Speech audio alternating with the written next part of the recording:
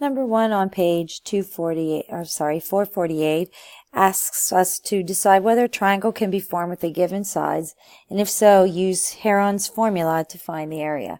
And so we just want to make sure that the side lengths that were given, which are A equals 4, B equals 5, and C equals 8, form a triangle.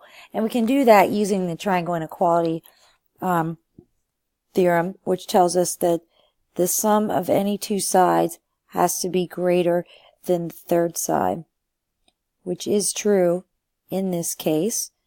And so we can see that if we add, any of the two sides, the length of which will be greater than the third side. So yes, we have a triangle.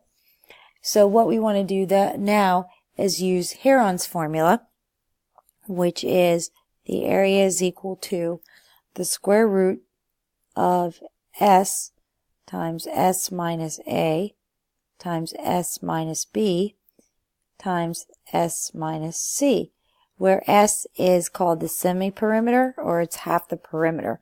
So we have to find that first.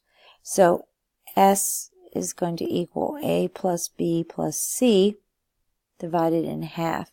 So in our case, S is going to equal 4 plus 5 plus 8, and then we're going to take half of that.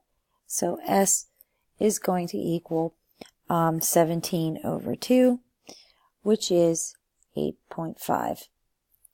Okay, so substituting that in our formula, our area is then going to be